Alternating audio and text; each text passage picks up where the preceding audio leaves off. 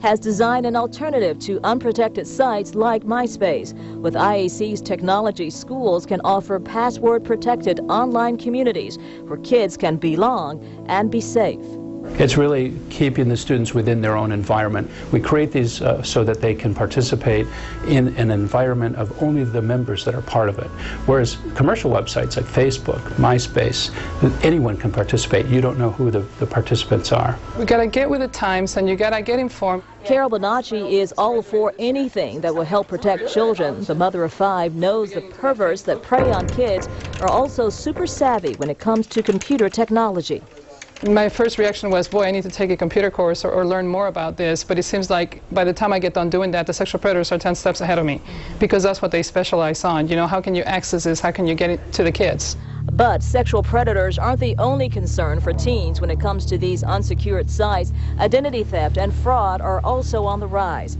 In this internet age, you can't keep kids off it, but experts say parents can demand better options.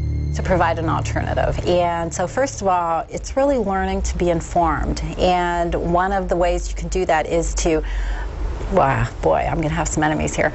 Go to your church groups, go to your schools and say, tell me what you're doing to offer our kids a solution to this, or an alternative to that is a better word. IAC's technology allows students from college to middle school to network with other kids from their own schools. While parents like the security that it offers, teens like Michelle Moore don't like the limitations. I think it's a good idea of at least we'd have access to some of it, the commuting and networking, but a lot of us are involved in other outside activities where we're spread out along other areas of Ohio and other places, and you know them personally, but you still can't talk to them.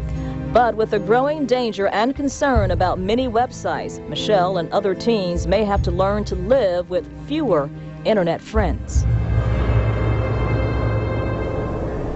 And Don Philbaum, president of IAC, developed the technology because he was worried about the online safety of his 12-year-old daughter. Now, colleges and universities here in Ohio and nationwide are already using IAC's technology to create safe online communities for their students and alumni. For more information on IAC, we've got a link at our website, WKYC.com. And Tim and Ramona, given all of the problems we've seen with access to these public sites, it would seem it's just a matter of time before high schools and churches and other organizations are looking to these kinds of alternatives to protect children. Now, what would be the drawbacks for schools? Why wouldn't they jump on this and do something like the technology is relatively inexpensive, but it is still a big step for public schools. The idea of creating these online community for students, even though it is safer than the public sites, it is still a scary thought for many school administrators. It's an idea whose time may well have come.